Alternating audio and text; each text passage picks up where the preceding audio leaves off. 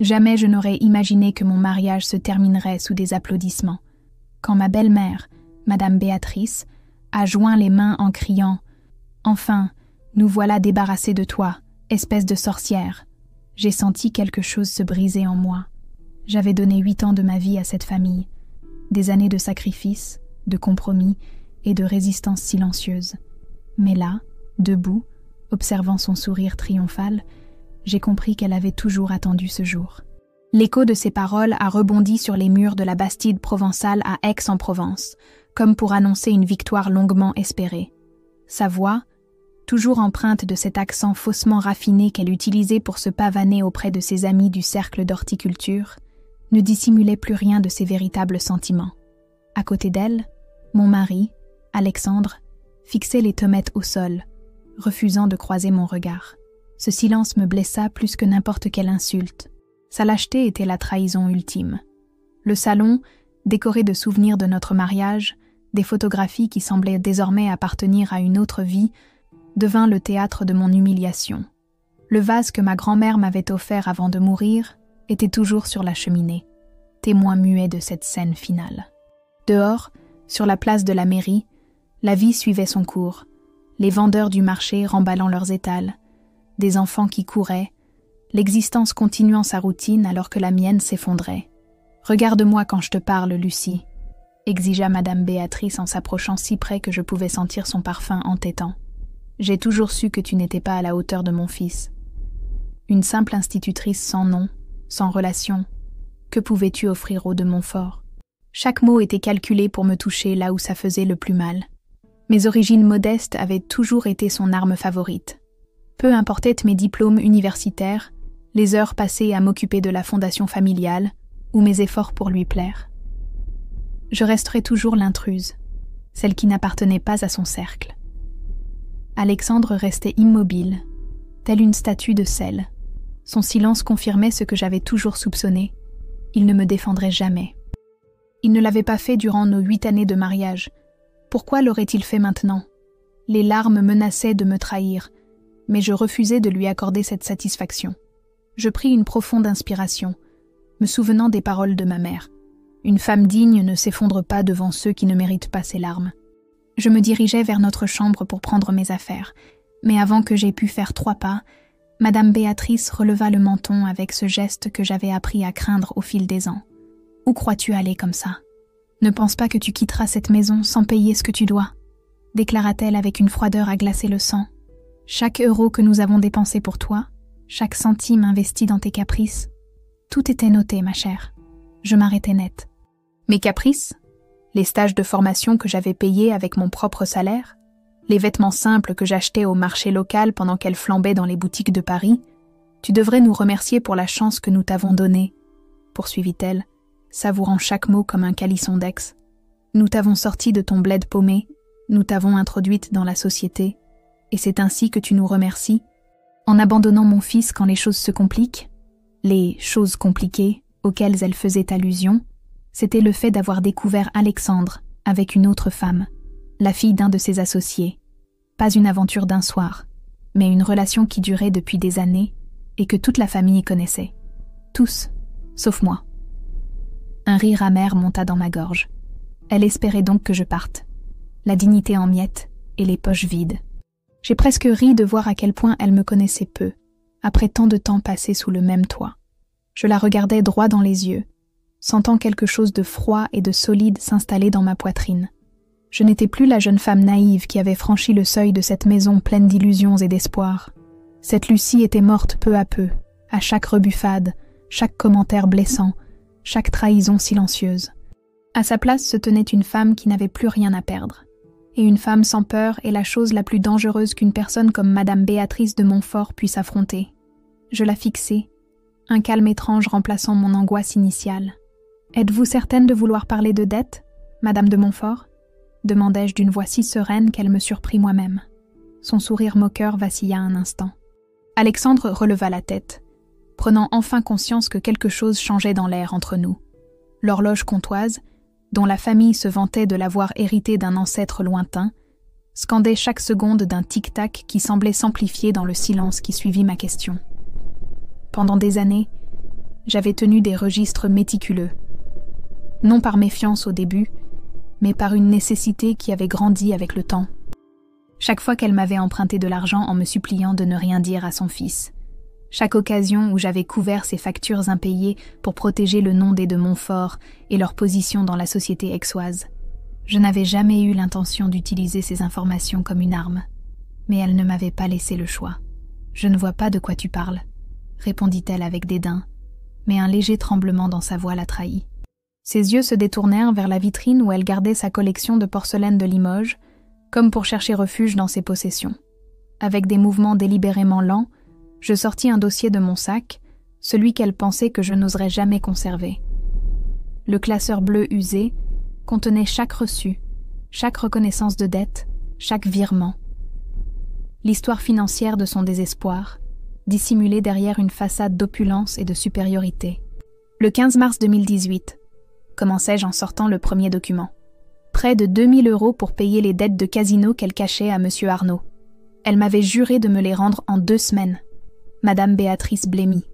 Sa main chercha le dossier du fauteuil Louis XV qu'elle aimait tant exhiber lors de ses réceptions.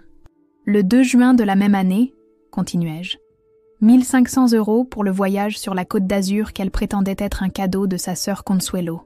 Alexandre s'approcha d'un pas hésitant. « De quoi parle-t-elle, maman ?» Elle tenta de retrouver sa contenance. « Ta femme invente des histoires, mon fils.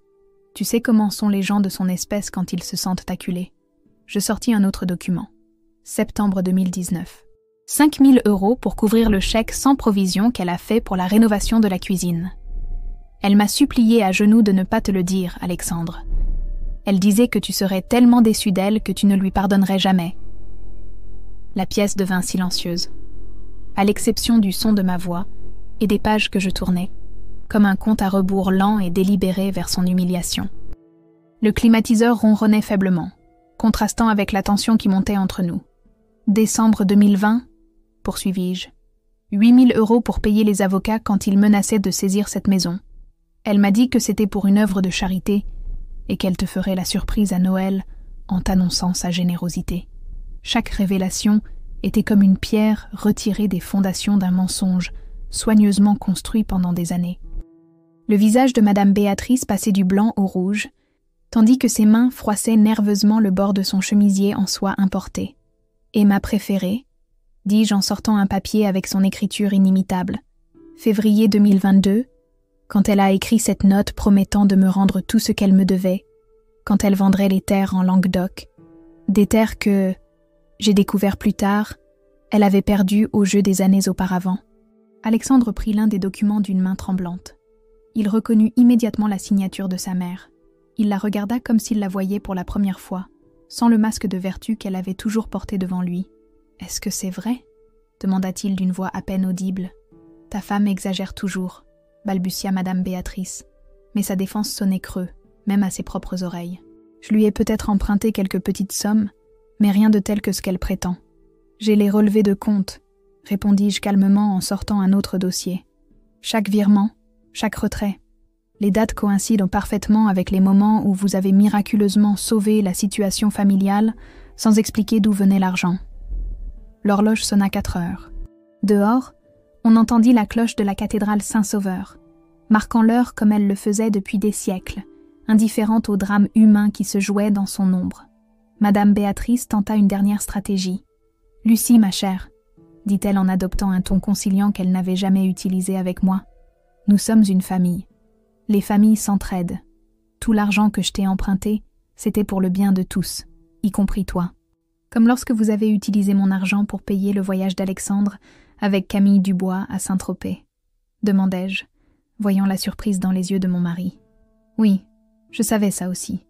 La réservation est arrivée sur mon email par erreur. » La révélation flotta dans l'air comme de la poussière dans un rayon de soleil. Madame Béatrice avait financé les infidélités de son fils avec mon propre argent, de l'argent que j'avais gagné en donnant des cours supplémentaires le week-end pour contribuer à ce que je croyais être notre avenir commun. Alexandre s'effondra sur le canapé, le visage dans les mains. Je ne sus interpréter si c'était de la honte, de la culpabilité ou simplement le malaise d'être exposé. Le total s'élève à plus de 70 000 €, conclus-je en fermant le dossier. « Bien plus que la petite somme que vous m'exigez maintenant. Les mains de Madame Béatrice tremblaient visiblement. Toute sa posture aristocratique s'était évanouie, révélant la femme désespérée qui avait toujours existé derrière la façade. Lorsque j'eus fini, Madame Béatrice tremblait comme une feuille dans le mistral qui balayait la Provence. Les dettes s'élevaient à bien plus que la somme misérable qu'elle me réclamait. Mon mari semblait abasourdi, comme s'il voyait sa mère pour la première fois, sans ce masque de vertu qu'elle avait perfectionné pendant des décennies. Je ne ressentis aucune satisfaction, seulement une douleur sourde en constatant que nous en étions arrivés là. 8 ans de mariage réduits à une confrontation sur l'argent et les mensonges, par une chaude après-midi de printemps. « C'est absurde », tenta-t-elle de dire, mais sa voix manquait de l'autorité qu'elle imposait habituellement dans chaque recoin de la maison. Ce sont juste des prêts temporaires entre membres d'une même famille. N'importe qui comprendrait. Les reçus, les reconnaissances de dettes signées, les virements bancaires, l'interrompis-je doucement, portent tous votre nom, Madame de Montfort. Tous ont votre signature ou vos initiales. Dehors, dans le jardin dont elle était si fière, le chant des cigales continuait, comme si le monde ne s'effondrait pas entre ses murs. Le son lointain d'un accordéon du marché central parvenait comme l'écho d'une vie normale, qui semblait maintenant inaccessible. J'observais le salon d'un œil nouveau, les meubles anciens qu'elle se vantait d'avoir hérités de ses ancêtres, achetés en réalité dans une vente aux enchères avec mon argent. Les tableaux d'artistes locaux qu'elle découvrait lors de ses voyages, payés avec ma carte de crédit, les rideaux en soie importés, un autre de mes prêts que je ne reverrai jamais. « Tu ne peux pas me faire ça », murmura-t-elle, abandonnant finalement toute prétention. « Que vont dire mes amis du club ? Que pensera le curé ? J'ai travaillé toute ma vie pour maintenir le respect de cette communauté. Le respect fondé sur des mensonges n'est pas du respect, Madame de Montfort, répondis-je, étrangement calme. Et vous n'avez pas travaillé un seul jour de votre vie, du moins pas depuis que je vous connais. Lorsqu'elle tenta de s'approcher de moi, me suppliant de m'arrêter, je fis un pas en arrière. Pour la première fois, je la vis telle qu'elle était vraiment, une femme effrayée qui avait bâti son identité sur les apparences. Pendant des années, elle avait érodé ma confiance, se moquant de mes efforts pour m'intégrer. Maintenant, son propre désespoir la trahissait. Alexandre se leva enfin du canapé. J'attendis qu'il dise quelque chose, qu'il prenne parti, pour elle ou pour moi, peu importait vraiment à ce stade. Mais il resta là, paralysé entre les deux femmes de sa vie, incapable d'affronter la vérité qui était sous ses yeux depuis si longtemps. « Tu veux vérifier les documents toi-même » lui demandai-je en lui tendant le dossier. Nos mains se frôlèrent un instant, et un frisson me parcourut en réalisant à quel point nous étions devenus des étrangers. Cet homme avec qui j'avais partagé mon lit pendant 8 ans me semblait maintenant un inconnu. Il ne répondit pas. Il se contenta de couvrir son visage avec ses mains, comme si se cacher de la vérité pouvait l'effacer. L'horloge marqua une autre heure. Les ombres dans la pièce s'allongèrent, projetant des silhouettes déformées sur les murs ocre. « Je n'aurais jamais cru que nous en arriverions là », murmura-t-il enfin. « Moi non plus, admis-je. Mais nous y voilà. » Madame Béatrice profita de ce moment pour tenter de reprendre le contrôle. « Alexandre, mon fils, tu ne peux pas croire à ces mensonges. Ta femme a toujours été jalouse de notre relation. Elle te manipule. » Je la regardais avec quelque chose qui ressemblait à de la pitié. Même à cet instant, elle ne pouvait abandonner sa stratégie de nous diviser, de se positionner en victime. « Les chiffres ne mentent pas, dis-je simplement. Et vous avez signé chaque document. » Je me dirigeais vers le couloir menant à notre chambre. J'avais besoin de prendre mes affaires et de sortir d'ici avant que le peu de sérénité que j'avais réussi à rassembler ne s'évanouisse complètement. Les photos de famille qui ornèrent le couloir semblaient se moquer de moi.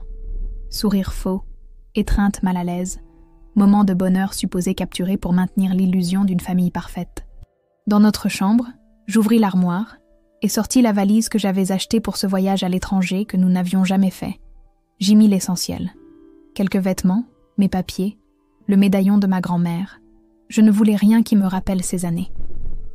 Alors que je fermais la valise, j'entendis les pas précipités de Madame Béatrice dans le couloir. Son reflet apparut dans le miroir de la coiffeuse, décomposé par l'angoisse et la rage.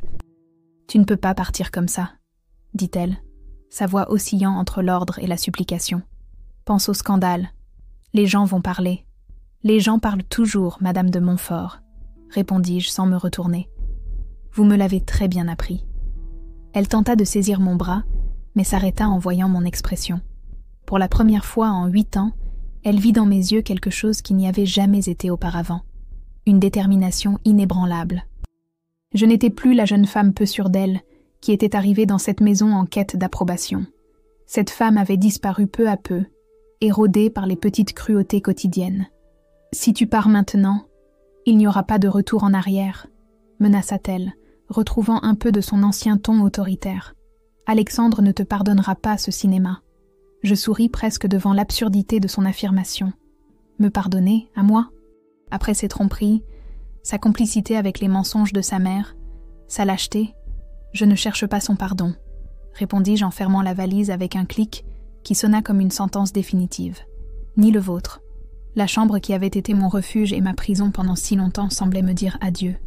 Les murs couleur pêche que j'avais peints un dimanche d'août, les rideaux que j'avais cousus à la main pour qu'ils s'accordent avec le couvre-lit, le petit bureau où je corrigeais les copies de mes élèves jusqu'à tard dans la nuit, tout resterait derrière. « Que diras-tu aux gens ?» demanda-t-elle, sa voix maintenant à peine audible. La question me surprit. Après tout ce qui s'était passé, sa plus grande préoccupation restait l'opinion des autres. « La vérité, » répondis-je simplement. « Ou rien du tout. Je ne me soucie plus de ce que les autres pensent. » Je pris ma valise et passai à côté d'elle, qui restait immobile sur le seuil de la porte. Un instant, nos regards se croisèrent, et je crus voir dans ses yeux une lueur de respect réticent. Mais ce n'était peut-être que mon imagination, une dernière tentative de trouver une forme de rédemption dans cette histoire. Elle me suivit dans le couloir, ses talons résonnant sur les carreaux comme un tambour déréglé. Sa voix, autrefois si contrôlée devant les invités, sonnait maintenant stridente et cassante. « Tu ne peux pas me faire ça, après tout ce que j'ai fait pour toi. » Ses paroles dégoulinaient d'hypocrisie. Je m'arrêtai près de l'ancienne vitrine en acajou, celle dont elle se vantait d'avoir hérité de son arrière-grand-mère, serrant le dossier contre ma poitrine comme un bouclier. Alexandre était toujours paralysé dans le salon, incapable de bouger, comme si ses pieds avaient pris racine dans le sol que ses ancêtres, selon lui, avaient foulé pendant des générations. À travers la fenêtre, je vis Madame Dubois, notre voisine, arroser ses géraniums tout en dissimulant à peine son intérêt pour le scandale qu'elle devait sûrement déjà pressentir. « Tout ce que vous avez fait pour moi ?» répétai-je avec un calme que je ne me connaissais pas. « Voulons-nous revoir ça aussi, Madame de Montfort ?» Ses yeux se plissèrent, évaluant si elle devait me défier. Le crucifix en argent qu'elle portait autour du cou, un cadeau de mes parents pour notre mariage, semblait lui peser plus que jamais. « Je t'ai ouvert les portes de ma maison », commença-t-elle, levant le menton avec ce geste hautain qu'elle avait tant répété devant le miroir. « Je t'ai permis de faire partie d'une famille respectable. Je t'ai présenté dans la société. Vous m'avez ouvert les portes d'une maison que j'ai aidé à entretenir. » L'interrompis-je doucement. « Une famille où je n'ai jamais été plus que l'intruse. Une société qui me regardait de haut en chuchotant dans mon dos. Les portraits de famille qui ornèrent le couloir semblaient nous observer. Des visages sérieux d'ancêtres inventés, des photographies arrangées de célébrations où mon sourire semblait toujours déplacé. 8 ans à essayer de m'insérer dans un puzzle dont les pièces avaient été coupées pour m'exclure. « Je vous rappelle, » dis-je en ouvrant le dossier, « cette fois où vous avez emprunté pour payer l'hypothèque en retard et juré de le rendre en un mois. 8 ans ont passé, et vous n'avez pas rendu un centime. » Son visage se contracta, les rides qu'elle essayait tant de dissimuler avec des crèmes importées, se marquant profondément autour de ses yeux et de sa bouche. « Je vous rappelle la nuit où vous m'avez appelé en pleurant parce qu'on allait vous couper l'électricité et où j'ai dépensé mon salaire entier pour que la lumière reste allumée. La même semaine où vous m'avez critiqué pour avoir acheté une robe trop ordinaire pour la soirée de Noël de votre club. L'air était devenu dense entre nous. Le parfum des jasmins du patio se mêlait au parfum cher de Madame Béatrice, créant une atmosphère étouffante. Dehors, le soleil commençait à décliner, projetant de longues ombres à travers les fenêtres à vitraux qu'elle avait insisté pour installer, pour donner du cachet à la maison. Je me souviens aussi, continuai-je, ma voix baissant presque jusqu'à un murmure, quand j'ai dû vendre les bijoux hérités de ma grand-mère pour payer les dettes de jeu d'Alexandre. Vous m'aviez juré que c'était la dernière fois, qu'il était en train de changer. Alexandre apparut alors dans le couloir, son visage pâle comme la cire des cierges de la cathédrale. Je ne l'avais jamais vu ainsi. dépouillé de son arrogance habituelle, vulnérable comme un enfant pris en faute. « Lucie !» commença-t-il, mais je levai la main pour l'arrêter. « Non, Alexandre, tu as eu 8 ans pour parler. Maintenant, c'est mon tour. » L'expression de Madame Béatrice changea. La fureur initiale fit place à la peur, puis à quelque chose que je n'avais jamais vu en elle. La supplication. Elle s'approcha, essayant de prendre mon bras. « S'il te plaît, Lucie, ne fais pas ça.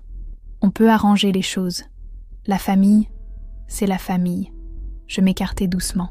« La famille, ce n'est pas une question de nom ou d'apparence, Madame de Montfort. C'est une question de respect, de soutien, d'honnêteté. Je n'ai trouvé aucune de ces choses ici. » Le coup de grâce fut doux, presque tendre. Je lui dis que je ne demandais pas qu'elle me rende l'argent. Je voulais seulement qu'elle comprenne que je n'avais jamais été son fardeau. J'avais été son filet de sécurité, la personne qu'elle méprisait, alors même qu'elle dépendait de moi. Pour la première fois dans notre relation, elle n'eut rien à dire. Le soir tombait dans ce moment magique que les peintres appellent « l'heure dorée ». La lumière baignait le couloir de teintes ambrées et carmin, adoucissant les contours de notre confrontation. Dans cette lueur, je pus voir clairement ce que je n'avais jamais voulu admettre. Il n'y avait pas d'avenir pour moi dans cette maison. J'ai toujours cru, dis-je finalement, qu'un jour vous m'accepteriez comme faisant partie de cette famille, que si je faisais assez d'efforts, si j'étais assez bonne, assez généreuse, vous finiriez par me voir comme une fille. Quelque chose dans mes mots sembla l'atteindre. Pendant un instant fugace, je crus voir de la honte dans ses yeux, mais son expression se durcit rapidement, comme si admettre une erreur était une faiblesse impardonnable. « Je ne t'ai jamais demandé de me prêter quoi que ce soit, » dit-elle enfin, s'accrochant à son dernier bastion d'orgueil. « C'est toi qui as insisté. » Je souris avec tristesse. Même maintenant, face aux preuves, elle était incapable d'assumer ses responsabilités. « Vous avez raison, » concédai-je. « J'ai insisté, parce que je croyais en la famille que vous prétendiez être. Ce fut mon erreur. » Alexandre fit un pas vers moi, sa main tendue dans un geste tardif de réconciliation. « Lucie, s'il te plaît, on peut en parler. Ne prends pas de décision hâtive. » « Hâtive ?»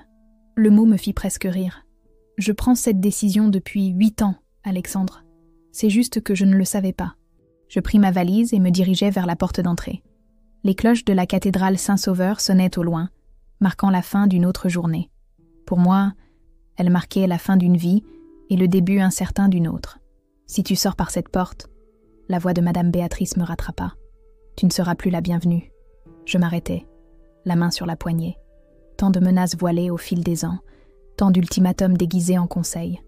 Cette fois, cependant, ces mots n'avaient aucun pouvoir sur moi. « Au revoir, Madame de Montfort », répondis-je sans me retourner. « J'espère qu'un jour vous trouverez la paix avec vos mensonges. » Le soleil couchant illuminait la cour d'entrée, faisant briller les bougainvilliers que j'avais plantés la première année de notre mariage. Ils avaient poussé, forts et magnifiques, s'adaptant à un sol qui les rejetait initialement. Contrairement à moi, ils avaient trouvé leur place. Je sortis dans la rue avec ma valise, me sentant plus légère que je ne l'avais été depuis des années. Ce n'était pas le triomphe qui m'emplissait, mais le soulagement, l'attention constante, les ressentiments cachés, les petites humiliations quotidiennes, tout cela n'avait plus aucun pouvoir sur moi. Le crépuscule baignait la place de la mairie d'une lumière ambrée qui faisait briller les pierres centenaires.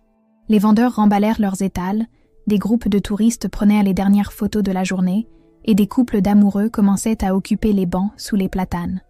La vie normale continuait, indifférente à mon petit séisme personnel. Je m'arrêtai un instant pour respirer l'air frais, mêlé à l'odeur de chocolat chaud et de pain frais qui s'échappait du café du coin. Pour la première fois depuis longtemps, je sentis que je pouvais remplir complètement mes poumons. L'oppression qui pesait sur ma poitrine depuis des années, si constante que j'en avais oublié l'existence, commençait à se dissiper. Je n'avais pas de plan, vraiment. J'avais été si concentrée à survivre à chaque journée dans cette maison que je ne m'étais jamais permis d'imaginer une vie différente. Où irais-je maintenant? L'argent n'était pas un problème immédiat. J'avais quelques économies que j'avais gardées secrètes, précisément pour un moment comme celui-ci. Mais au-delà des prochaines semaines, tout était une toile blanche. En arrivant sur le trottoir, je jetai un dernier regard en arrière. Madame Béatrice était sur le seuil, pâle et silencieuse comme une apparition. Alexandre se tenait derrière elle, ne sachant s'il devait me suivre ou rester. Je n'attendis pas de voir ce qu'il choisirait. Certaines décisions doivent être prises seules. Un taxi passait à ce moment-là. Je levai la main, et le véhicule s'arrêta à côté de moi avec un crissement de frein usé. « Où est-ce qu'on va, madame ?» demanda le chauffeur, un homme âgé au sourire aimable qui me reconnut de l'école où j'enseignais. Pendant une seconde, je restai sans voix. Où ? C'était une question si simple et si complexe à la fois. « À l'hôtel de Provence, s'il vous plaît », répondis-je finalement, nommant la petite auberge près du centre que je me souvenais avoir vue lors de mes promenades. Tandis que le taxi s'éloignait, je ressentis une étrange sensation d'irréalité. Les rues pavées d'Aix, que j'avais parcourues tant de fois, semblaient différentes maintenant, comme si je les voyais à travers de nouveaux yeux. Les hôtels particuliers avec leurs façades colorées, les églises baroques, les fontaines murmurantes, tout acquérait une nouvelle signification. « En vacances, Madame Lucie ?» demanda le chauffeur, me regardant dans le rétroviseur. Je souris. « Oh, quelque chose comme ça. Un nouveau départ. » L'homme hocha la tête comme s'il comprenait parfaitement, bien qu'il n'ait aucun moyen de connaître mon histoire. Peut-être avait-il vu assez de visages marqués par des décisions irrévocables pour en reconnaître un quand il en voyait. « Les nouveaux départs, c'est une bonne chose, » dit-il en tournant vers le centre historique. Ma femme et moi, on a recommencé à 0 3 fois. La dernière, c'était après les grandes inondations. On avait tout perdu, mais on est toujours là. Ces mots simples contenaient une sagesse qui me toucha. Oui, nous étions là, malgré tout. L'hôtel de Provence s'avéra être exactement ce dont j'avais besoin. Un endroit modeste mais propre, avec des murs épais qui promettaient le silence, et une petite terrasse d'où l'on voyait la cathédrale Saint-Sauveur illuminée dans la nuit. La réceptionniste, une jeune femme aux tresses ornées de rubans colorés, me tendit la clé de la chambre 12 avec un sourire. « Combien de nuits restez-vous avec nous, madame ?»« Je ne suis pas sûre, » répondis-je honnêtement. « Peut-on voir au jour le jour ?»« Bien sûr, » acquiesça-t-elle. « Parfois, il vaut mieux ne pas faire de plan trop rigide. » La chambre était simple mais accueillante. Un lit avec un couvre-lit embouti, un petit bureau en bois près de la fenêtre, une salle de bain avec des carreaux de Salerne. Rien à voir avec l'opulence factice de la Bastide des de Montfort, mais authentique dans sa simplicité. Je posai ma valise par terre et m'assis sur le lit, sentant la fatigue de 8 années me tomber dessus d'un coup. Je ne pleurais pas. Je fus surprise de le constater. Je m'étais attendue à ce que, une fois seule, les larmes viennent comme une tempête longtemps contenue. Mais mes yeux restèrent secs. Peut-être avais-je épuisé toutes mes larmes en sanglots silencieux au fil des ans, ou peut-être que ce n'était pas le moment de pleurer. J'ouvris la fenêtre, et le son de la ville entra dans la chambre, de la musique lointaine, des éclats de voix de gens se promenant, le klaxon occasionnel d'une voiture. Je respirais profondément l'air nocturne, le laissant remplacer l'odeur de gardénia du parfum de Madame Béatrice qui semblait s'être imprégnée dans mes vêtements. Mon téléphone sonna dans mon sac. Je le sortis et vis le nom d'Alexandre sur l'écran. J'hésitai un moment avant de le mettre en silencieux et de le poser à côté de moi. Ce qu'il avait à me dire pouvait attendre. Cette nuit était à moi. Je sortis sur la petite terrasse et me servis un verre d'eau de la carafe en terre cuite posée sur la table. La nuit était claire, pleine d'étoiles que, chez les de Montfort, je n'avais jamais pris le temps de contempler. Combien d'autres choses avais-je cessé de voir pendant ces années ? En regardant le ciel, je commençais à faire un inventaire mental de ce que j'avais et de ce que j'avais perdu. J'avais mon métier. Je continuerais à enseigner à l'école primaire, où mes élèves m'attendraient le lundi avec leurs questions curieuses et leurs sourires sincères. J'avais mes diplômes, obtenus malgré les moqueries voilées de Madame Béatrice, sur tant d'études pour simplement moucher des nez qui coulent. J'avais des amis, bien que peu nombreux. La plupart s'étaient éloignés après mon mariage avec Alexandre, mal à l'aise face au changement évident de mon statut social. Et qu'avais-je perdu ? Un mariage qui n'avait en réalité jamais existé tel que je l'imaginais, une belle famille qui ne m'avait jamais acceptée, une maison luxueuse qui n'avait jamais été un foyer. En y réfléchissant, peut-être n'avais-je pas perdu tant que ça après tout. Je savais que les mois à venir seraient difficiles. Le divorce, reconstruire ma vie à partir de zéro, affronter les inévitables commérages du petit cercle social aixois, mais je savais aussi que je ne serais plus enchaînée par leur mépris. Pour la première fois depuis que j'avais franchi le seuil de la Bastide des de Montfort en jeune mariée pleine d'illusions, je me sentais vraiment libre. La liberté, découvris-je cette nuit-là, n'arrive pas toujours comme on l'imagine. Ce ne fut pas un moment de triomphe glorieux, avec une musique de fond et des applaudissements. Ce fut un moment calme, dans une chambre d'hôtel simple, à regarder les étoiles au-dessus d'une ville ancienne. Ce fut la prise de conscience que le poids que j'avais porté pendant si longtemps n'était plus là. Quelques jours plus tard, les appels commencèrent. D'abord, ce fut Claire, ma seule amie qui avait survécu à mon mariage. Puis Mathilde, la secrétaire de l'école. Ensuite la directrice, inquiète parce que Madame Béatrice était venue à l'école faire un scandale sur l'ingratitude de l'institutrice Lucie. Le mercredi, mon téléphone n'arrêtait plus de sonner. Alexandre voulait me voir, parler, s'excuser. Il disait qu'il ne savait pas combien sa mère me devait. J'écoutais en silence, sans aucune envie d'adoucir sa culpabilité. Il avait choisi son camp bien avant ce jour final. « Je n'ai jamais pensé que nous en arriverions là », dit-il lors d'un de ses appels, répétant les mêmes mots vides que le jour de mon départ. « Que veux-tu dire exactement par là ?» demandai-je, assise sur la terrasse de l'hôtel où je logeais depuis une semaine. Face à moi, la place grouillait de vie. Des enfants poursuivant des pigeons, des vieillards jouant aux cartes, des touristes émerveillés par l'architecture. Au moment où j'ai cessé de faire semblant de ne pas voir tes tromperies, ou au moment où ta mère a montré qui elle était vraiment, son silence fut révélateur. Même maintenant, il ne pouvait pas affronter la vérité directement. « On peut arranger les choses », insista-t-il finalement. « Maman est prête à reconnaître ce qu'elle te doit. » Je faillis rire. Après tout, il n'avait toujours rien compris. Il ne s'agit pas de l'argent, Alexandre. Alors de quoi ? Sa confusion sincère me confirma ce que je savais déjà. Nous avions vécu dans des mondes complètement différents, même en partageant le même toit. De respect, répondis-je simplement. D'honnêteté, de ne pas avoir à mériter chaque jour le droit d'être dans ma propre maison. Après avoir raccroché, je retournai à la tâche qui m'occupait ce matin-là. Chercher un petit appartement à louer. La directrice de l'école, se solidarisant avec moi après avoir elle-même subi les affronts de Madame Béatrice, m'avait recommandé un endroit près du marché. Ce n'était pas luxueux, mais il y avait une petite terrasse avec de la place pour mes plantes, et c'était à une distance de marche de l'école. Le jeudi, les avocats arrivèrent. Je fus surprise d'ouvrir la porte de ma chambre et de trouver Maître Garnier, un petit homme à la moustache impeccablement taillée qui avait assisté à plusieurs dîners chez les de Montfort. « Madame de Montfort sollicite une entrevue », annonça-t-il sans préambule, comme s'il était l'émissaire d'une reine. « Je n'ai rien à lui dire », répondis-je en essayant de refermer la porte. Sa main l'en empêcha. « Les dettes que vous mentionnez ont des conséquences légales qu'elle n'avait pas anticipées. Voilà donc le vrai motif de sa visite. Pas le repentir, ni le désir de réconciliation. La peur des conséquences. Je n'ai pas l'intention de la poursuivre en justice, si c'est ce qui l'inquiète, dis-je, surprise par le calme de ma propre voix.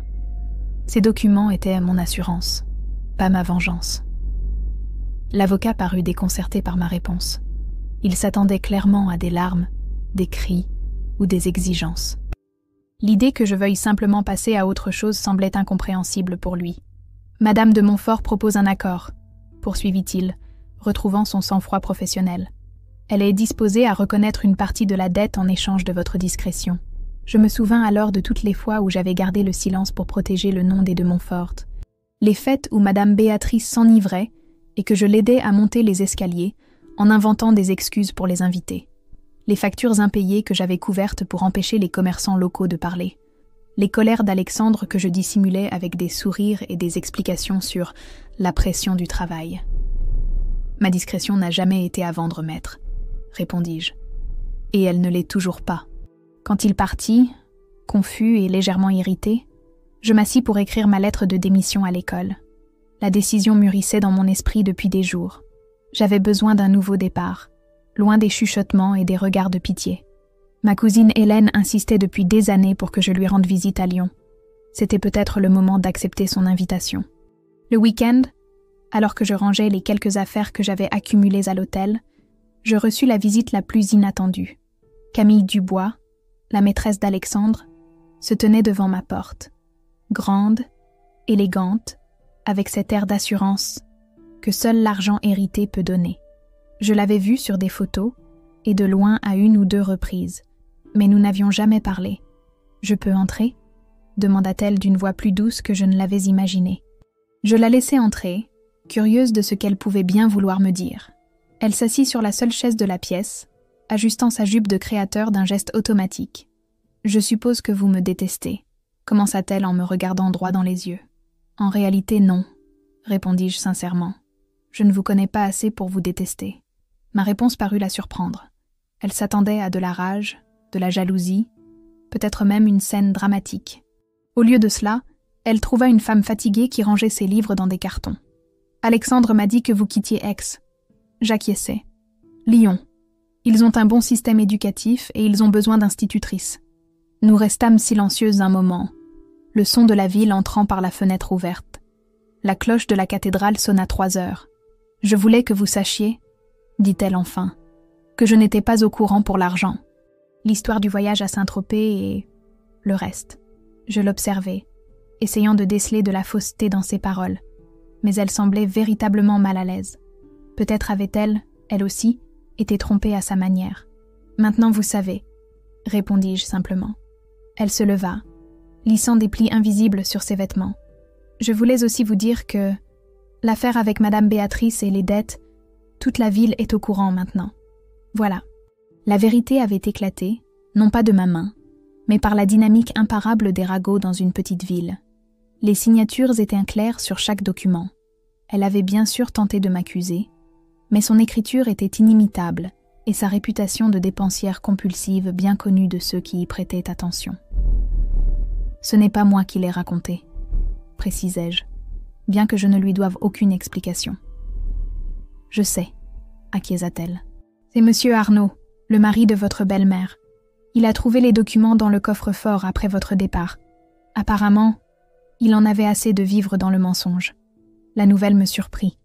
Monsieur Arnaud, l'éternel absent, l'homme silencieux qui passait ses journées au club ou en voyage d'affaires, évitant son propre foyer. Nous n'avions jamais eu une vraie conversation en 8 ans. Et pourtant, c'était lui qui avait finalement brisé la façade. Une semaine plus tard, en signant les papiers du divorce, je compris que le pire de ce que Madame Béatrice avait craint était finalement arrivé. L'exposition publique.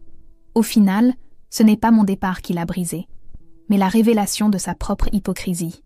Les amis du club qu'elle impressionnait tant avec ses bijoux et ses histoires de lignage chuchotaient maintenant dans son dos. Les galas de charité où elle occupait des places d'honneur lui envoyaient désormais des invitations génériques qui se perdaient, malheureusement, dans le courrier. Pour moi, c'était suffisant. Je ne ressentais aucune joie de sa chute, seulement une étrange sensation de point final. Alors que le bus quittait la gare routière d'Aix-en-Provence en direction de Lyon, je regardais une dernière fois les profils des églises et des collines qui entouraient la ville. J'étais arrivée 8 ans plus tôt avec une valise pleine d'espoir et d'illusions.